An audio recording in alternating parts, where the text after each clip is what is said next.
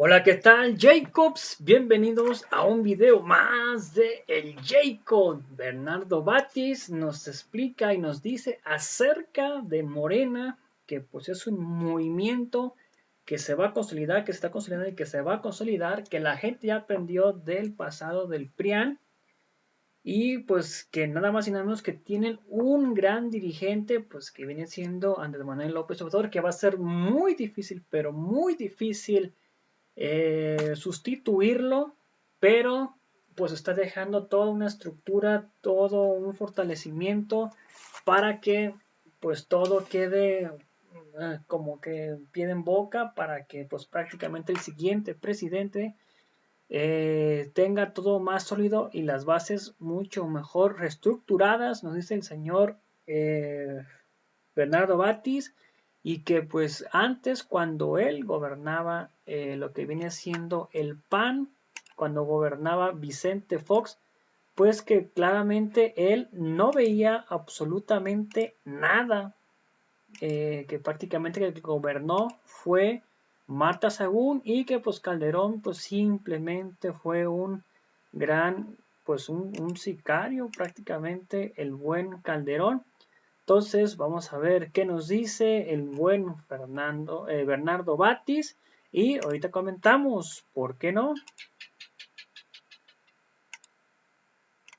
Aquí en México, se dice que este ejercicio de democracia directa es como se está impulsando de manera acelerada. Sin embargo, en América Latina ya son varios los países que incluyen la revocación de mandato en su constitución. Bolivia, Venezuela. Y las consultas, etcétera. Ha habido consultas históricas, sí. ¿No? La de Pinochet, claro. Ahora la Constitución también en Chile. La de Pinochet fue un ejercicio importantísimo, el sí y el no, y ganó el no. Ganó el no. Y ya estamos de vuelta aquí en el Chamuco TV, en el Plus de YouTube, y seguimos platicando con nada más y nada menos que el maestro Bernardo Batis, quien es un experto en la historia de este país en los últimos años. Y pues un luchador democrático, además gran abogado. Él es el que ha hecho propuestas sobre el tema de la democracia participativa directa. Bueno, es un lujo tenerlo aquí. No, pues aprendiz de mucho y oficial de nada. Pero no, hombre. Y precisamente porque eres un experto en leyes y todo esto, te queremos preguntar sobre la pregunta que aprobó la Suprema Corte de Justicia después de un merequetengue que se armó de que si la redacción, que si sería clara, que si no sería clara. ¿Qué opinas al respecto? Mire, yo opino que una pregunta para votar sobre ella, respecto de ella, debe ser lo más sencilla y lo más fácil de entender. Más clara. El ejemplo que comentábamos del Pinochet, que además me tocó estar, porque fuimos de observadores, no había relaciones con México, pero a través del gobierno de Venezuela pudimos ir varios, Cuauhtémoc Cárdenas entre otros, y varios mexicanos estuvimos ahí. Fue una experiencia interesantísima, pero ahí era muy sencillo. ¿Quieres que Pinochet siga? ¿Sí o no? Tan, tan. Y ganó el no arrolladoramente. Dicen los que estudian esos temas de cómo las reacciones populares, que siempre el sí tiene ventaja sobre el no. El sí es positivo. Emotivamente, porque es positivo. Y ahí mañosamente habían puesto el no como el que debiera perder, y ganó el no. Esa sí que fue una revocación de mandato. Se revocó el mandato tajantemente, totalmente. Y era una fiesta al día siguiente de las elecciones, y luego la toma de protesta de Patricio Aylwin. Fue una gran experiencia para el pueblo chileno y ejemplo para Latinoamérica. Ustedes recordaban en la charla que hay varios países de Latinoamérica que tienen ya la revocación del mandato como algo regular, ¿no? Yo creo que aquí sí debiera ser muy sencilla la pregunta. Yo creo que la campaña importante va a tener que ser aclarar a qué se refiere la pregunta, ¿no? La campaña va a tener que centrarse en qué significa Exacto. ¿Cómo tienen que votar los que están de acuerdo en que se quede y cómo tienen que votar los que quieren que se vaya? Sí, que quede así muy claro, ¿no? Exactamente. Que no vayan a votar algunos porque no se entienda bien. Efectivamente. Sí, sería terrible, ¿no? Sí. No es parte del problema. Sí, pues no hay mejor que la sencillez, ¿no? Y en esas cosas ser directo, ¿no? Claro. Les digo que ahí en el Poder Judicial los critico porque dicen, para decir observé, dicen no inobservé. O sea, Está muy buena. La voy a usar ahora. no. A ver si Cuando no es me más sencillo se decir enojan sí vi. conmigo, Sí. pero no con cariño se los digo. Sí, qué bárbaros son. Pero tú vienes de una tradición de lucha democrática muy vieja. Pues sí, la verdad es que yo entré al PAN en la campaña de Efraín González Morfín por invitación de amigos y de alumnos que empecé yo a dar una clase en una preparatoria y tenía yo algunos que eran del PAN, de un grupo además de Acción Católica, de Portales, y son los que me invitaron. Y me decían un ratito los miércoles, pero fue toda la vida, ya no. Pues la verdad es que se veía, ¿no? Se veía claramente, el PRI tenía todo, controlaba todo, y veía que surgía un buen orador joven y lo metía al Instituto de la Juventud Mexicana o a las juventudes del PRI o le daba una bequita y capturaba todo. Era difícil la oposición, por eso el PAN, con todos sus defectos que pueda tener de origen y después, fue un esfuerzo de ciudadanos para cambiar eso. Maestro Batis, y usted como expanista, ¿cómo ve ahora el PAN? ¿Cómo vio al PAN en el poder los 12 años que estuvo en la presidencia de la República y cómo lo ve ahora nuevamente en la oposición, pero este nuevo PAN? Pues lo veo errático, ¿no? ¿Qué proponen? ¿Cuál es su propuesta? No, ahí no la veo, lamentablemente. El PAN, don Manuel Gómez Morín, con todo, colaboró en los gobiernos primeros de la Revolución, en la fundación del Banco de México, pero veía al PAN, decía, es una brega de eternidad, ¿quién sabe cuándo ganemos? Era demasiado a largo plazo, pero ¿cuál era una de las misiones? Formar ciudadanos, hacerlos conscientes. Cada 3 años nos convocan a votar, vamos a votar, les tomamos la palabra. Esa digamos, inspiración a sabiendas de que no era fácil y que cada quien ponía su tiempo, su dinero, sus vehículos para hacer las campañas, que se fue acabando cuando ya surgió una burocracia, que es las críticas que se hacen a los partidos políticos de Mitchell y Duverger, y todos dicen cuando los partidos se hacen burocracias, peligra el mismo partido y la democracia.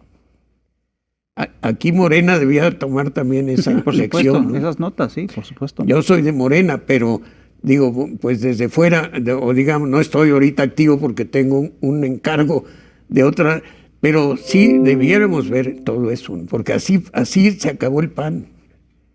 ¿Y cómo lo vio en el poder? ¿Con Fox y con Calderón? Yo con Fox vi que en el poder no había nadie.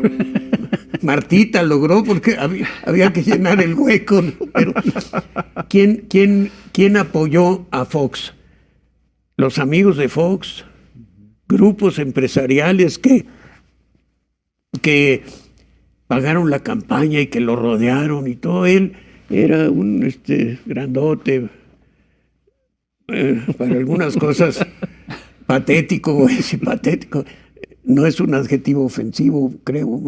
No. Pero pues él, la verdad, dejó que otros hicieran. Y luego Felipe Calderón, que yo le pensé, tuve la idea de que iba, porque sí tenía una formación más sólida, mucho más sólida que Fox, por supuesto.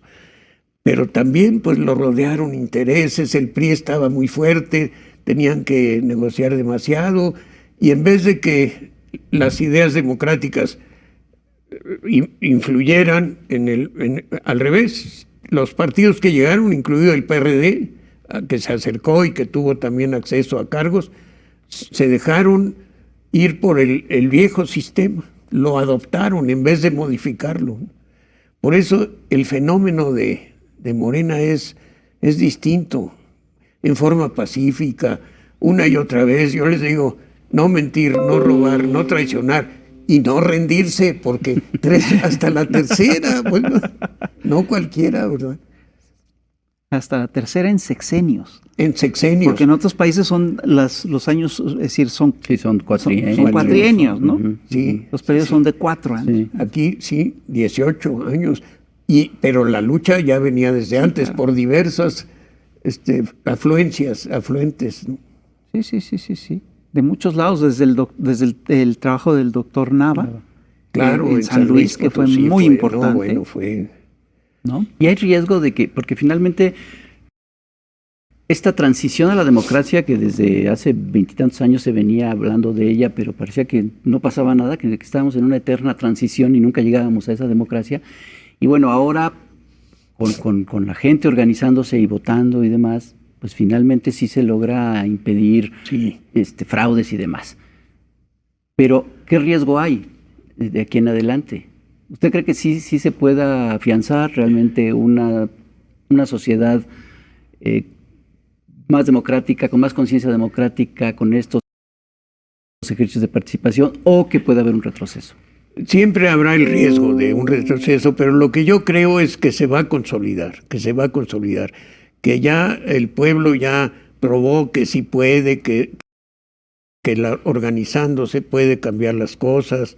Hay un gran dirigente, difícil de sustituir para el futuro, pero también ya hay un pueblo que lo apoyó y que lo siguió y que envejeció con él, voy a decir. Pero ahí vienen otras generaciones. Yo veo ya muchos que no conozco, que nunca había oído hablar de él, que asumen cargos públicos muy jóvenes, mujeres y hombres, muchas mujeres, eso también es una novedad, haciendo su parte cada uno. Yo creo que sí hay una gran esperanza, nada más no hay que abandonarla a la pura esperanza, tenemos que hacer nuestra parte, ¿no? Fíjate que la democracia es obviamente, siempre le ha sido escamoteada al pueblo de México. Y yo estoy convencido que en la era neoliberal encontraron mecanismos muy específicos para escamotear la democracia mexicana.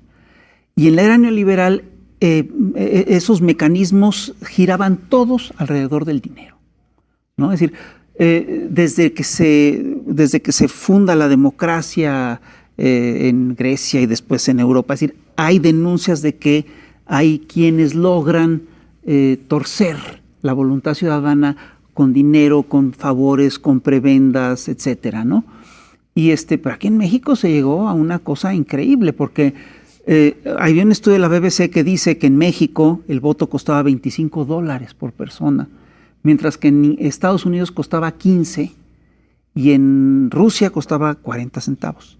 44 centavos de dólar, ¿no? Sí. Pero esas cuentas son muy chistosas porque parten del principio. Están atrasados, ¿no? Sí, pero esas cuentas, las cuentas que hacen para México están equivocadas, porque solo toman en cuenta el dinero que se registra formalmente. Porque lo que se registraba formalmente era una cosa, pero es claro que las campañas del PRI, en sus campañas del PRI gastaba 10 veces más de lo permitido, o 20 veces más de lo permitido. Si esto es así, entonces el costo de cada voto era altísimo, una locura. Sí. Entonces, no pintaban cerros, ¿no? Pues ponían el PRI, lo veías en un cerro. Sí. Y la mercadotecnia política era muy bien pagada y traían técnicos de fuera y de aquí que eran habilísimos también. ¿Y los pases de charola? Ah, sí, también. Pues es que esa es la democracia de libre comercio, la democracia que se define por el dinero, ¿no? Sí. Porque un requisito de la democracia es que el votante esté bien informado. Y la mercadotecnia, en el fondo, lo que busca es no informar para que elijas con libertad, sino imponerte un producto.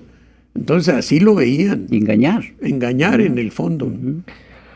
Maestro, aparte de este ejercicio democrático participativa, ¿qué cosa o qué otros elementos serían necesarios para que este tipo de ejercicios se queden tatuados en la población, se queden como En el disco en el duro. disco duro, así En de el que disco o sea, duro. casi nacemos y que, Sí. ¿qué onda? ¿A dónde voy a votar para el sabor de mi mamila? Sí. O sea, es posible, hay algunos elementos que podrían ser útiles, que se podrían buscar Pero legislar. está uno que fue consejero presidente hablaba de esto, pero de manera negativa. No, hombre. Que el votante ya era como perro de Pavlov, ¿no? Sí. Ah, sí, No, es es cierto. cierto. Ese Ay, Waldenberg exacto. hablaba Sí, o sea, de esto que tú preguntas como algo necesario, Es el indispensable, tener ya el deseo de participar Pa' todo. en la democracia. Este consejero o ex consejero lo veía como algo negativo. Y dijo Wow. que iban a ser como perros de Pavlov. Pues, Pues bueno, yo lo que les decía es que yo veo al revés, que la democracia es una oportunidad periódica cuando son elecciones de corregir lo que está mal. Es que entre en la conciencia que es una herramienta de la gente, no desde fuera.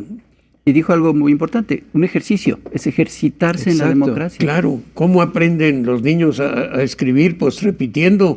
Aquí si repetimos muchas experiencias, pero hay más bien obstáculos para que se repitan. Esa es la Exacto. perversidad, ¿no? Que la democracia se haga costumbre. Yo diría una cosa pequeña que es el presupuesto participativo. No hay debiera dársele más Difusión. publicidad, más difusión, que la gente sepa que en su colonia, en Exacto. su barrio, en su municipio puede decidir en qué se va a gastar.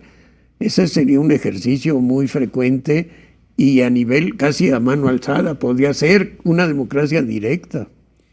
sí, yo sí creo que sí debe haber más difusión, participación, campañas de convencer a la gente que incluso en sus propias casas se haga una democracia. Bueno, ¿qué vamos a cenar hoy? ¿No? Yo Entre digo todos. que haya más spots con al chipotle. Es que sí son muy efectivos. Sí, Ese tienes razón. funciona muy bien. Que invite a votar, ¿no? De que cuál salsa te pica más. No, en verdad sí creo que sí debería de haber mucho más estimulación en las escuelas. O sea, a mí me encanta saber que hay escuelas que sí ejercen las asambleas para decidir qué van a trabajar en la semana, a pesar de que hay instrucciones por parte de la Secretaría de Educación Pública para, ¿no? Que hay una guía, está estudiada, está diseñada para eso. Pero sí me parece fantástico que se ejerza esa dinámica de las asambleas en las escuelas, en las casas, en los barrios, precisamente con lo del presupuesto también, ¿no? Participativo que hay en los barrios. Es que eso implica pensar en colectividad. Exactamente. Y llevamos 30 años pensando que nos metieron la idea de pensar en el de individual. manera individual. El individuo es el centro y es la comunidad. Exacto. Oye, Bernardo, ¿y por qué es tan caro el instituto electoral? ¿Y por qué son tan caras las instituciones electorales en México? Buena pregunta. Pues yo creo que es una forma de controlar, Hoy, me imagino, bueno, algo que viene de las épocas en que lo que querían es tener a todos los que formaban parte del poder, de alguna manera, tenerlos siempre de su lado, ¿no? Del sistema, del PRI primero y luego del PRIAN. Pues, ¿cómo? Pues en un sistema individualista, pues que tengan muchos recursos económicos. Y a veces había formas engañosas. Aquel INE, o como se llamaba IFE entonces, que presidía Waldenberg, donde estaban personas que yo estimo mucho y que eran como Ortiz Pinquet y otros. Claro. Ellos Ángel tomaban Granados decisiones Chapa, arriba, pero abajo seguía la estructura antigua. Los que llegaban a las casillas pues ya no tenían mucho que ver con las decisiones que estaban allá, y los que ejecutaban ellos no tuvieron, yo creo, fraternalmente se los digo después de tanto tiempo porque me tardé en darme cuenta, ellos estaban arriba tomando decisiones democráticas y no llegaban siempre hasta las casillas. Durante un tiempo siguió a pesar del cambio, siguió el control. Fue un paso importante porque ya había cómo participar y había crítica, y allá arriba había gente, digamos, comprometida con la democracia. Ya no eran los que iban a cuidar al sistema, pero no los dejaban. Los tenían muy copados. Wow. O sea, ha sido un largo camino para la democracia. Ha sido un largo camino, pero... También es caro porque los restaurantes son muy caros. Oye, bueno, los que va, el chipotle chillón. Pues, Yo tengo la hipótesis de que fue caro porque si las elecciones costaban tanto, ¿no? Es decir, y necesitaban un aparato que legitimara en serio y que no gastara y que no escatimara en gastos para legitimar esas elecciones. Y los fraudes son caros también. Y los fraudes son caros. Sí, Yo imagino que esa es la lógica. Y me parece que lo que dice Bernardo es totalmente Mantener un régimen es caro. Pues sí. sí. Todo lo que haya que hacer para ello es caro. Pero tenían las arcas abiertas. Por eso, ¿cómo se ha podido ahora hacer obra pública hombre. A gran escala y pensando para el futuro? Pues porque hay honradez y gasto controlado y no hay pactos con los causantes mayores que ya están pagando sus impuestos con mucho trabajo. Yo creo que eso es también importantísimo, que el Estado tenga recursos, pero que los distribuya en bien de la comunidad, no para mantenerse él en el poder, ¿no? Pues sí. Maestro, pues yo creo que hay que seguir promoviendo los ejercicios de democracia participativa y llamar a la gente a que participe, ¿no? Así es. Sí, pues ustedes comunicadores y de buen humor siempre, pues tienen mucha labor ahí. Hay que trabajar juntos por una reforma electoral también, ¿no? Sí, así es. Eso sí es indispensable porque esto está Sí, todavía también. en construcción. Pues maestro Bernardo Batis, un honor tenerte aquí, lo repito, para el público de YouTube. Gracias, voy a decir con Mucho gusto. Y en verdad, ojalá que no sea la última vez y que podamos pues, tenerte aquí de nuevo. Con mucho gusto, aquí estaré cuando me inviten. Para hablar de muchas cosas. Sí, hay Usted fue muchas. procurador en la Ciudad de México. Exacto, Hay sí. muchas... Sí,